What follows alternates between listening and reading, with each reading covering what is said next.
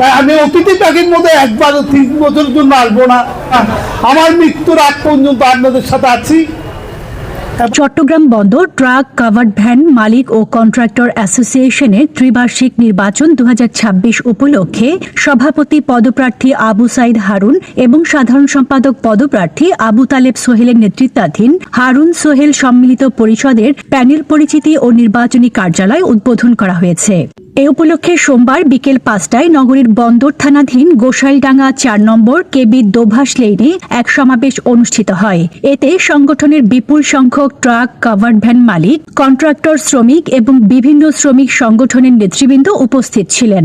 সমাবেশে তারুণ্যের নেতৃত্ব, পরিবর্তনের প্রত্যয়, সার্বক্ষণিক সেবা এবং সংগঠনের মানোন্নয়নের অঙ্গীকার নিয়ে 24 সদস্যের প্যানেল ঘোষণা করা হয়। প্যানেলের নেতারা দুর্নীতি, স্বজনপ্রীতি, আঞ্চলিকতা ও সাম্প্রদায়িকতা মুক্ত একটি কার্যকর এবং সদস্য বান্ধব সংগঠন গড়ে তোলার প্রত্যয় ব্যক্ত করেন।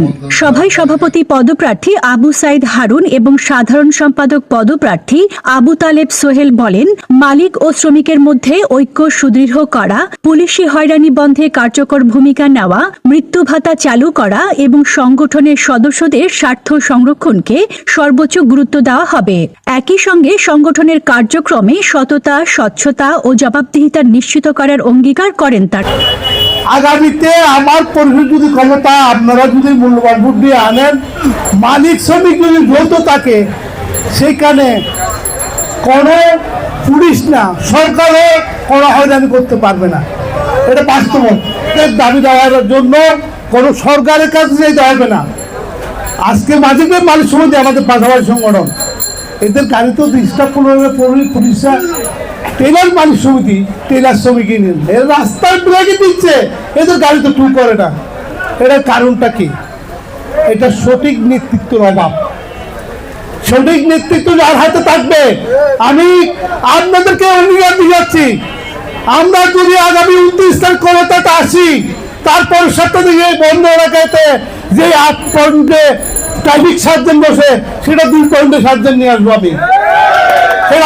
আজকে দীর্ঘ 1 যুগ পরে যে গণতান্ত্রিক ধারা ফিরে এসেছে, তারই ধারাবাহিকতায় আগামী 29শে আগস্ট যে নির্বাচন অনুষ্ঠিত হবে, সেই নির্বাচনে আপনারা যদি আপনাদের মূল্যবান রায় প্রদান করেন, আপনারা যদি আপনাদের রায় সঠিকভাবে প্রদান করতে না পারেন, তাহলে আমরা আবার পিছিয়ে পড়ে যাব। আর যদি সঠিকভাবে আপনারা রায় প্রদান করতে পারেন, তাহলে ইনশাআল্লাহ আমাদের এই সংগঠনের হারানো গৌরব আবার ফিরে আসবে। সত্যিকারের নেতৃত্ব ক্ষমতা নয়, মালিক ও কন্ট্রাক্টর, সদস্যদের বিশ্বাস ও ভালোবাসা।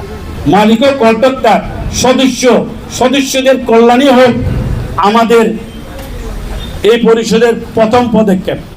তারা বলেন, দীর্ঘদিনের বিভিন্ন সমস্যার সমাধানে মালিক, শ্রমিক সহ সংশ্লিষ্ট সবার মতামতের ভিত্তিতে কার্যকর উদ্যোগ নেওয়া হবে।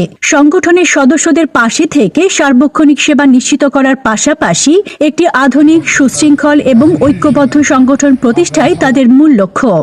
সমাবেশে বক্তারা বলেন, চট্টগ্রাম বন্দরের পরিবহন খাতের সঙ্গে জড়িত মালিক, কন্ট্রাক্টর ও শ্রমিকদের স্বার্থ রক্ষায় যোগ্য, সৎ এবং দায়িত্বশীল নেতৃত্ব প্রয়োজন। এক্ষেত্রে হারুন সোহেল সম্মিলিত পরিষদ নতুন নেতৃত্ব এবং পরিবর্তনের প্রত্যাশা পূরণে ভূমিকা রাখবে বলে তারা আশাবাদ ব্যক্ত করেন। পরে আনুষ্ঠানিকভাবে হারুন সোহেল সম্মিলিত পরিষদের নির্বাচনী কার্যালয়ের উদ্বোধন করা হয়। News desk, Purbadhara, Chittagong.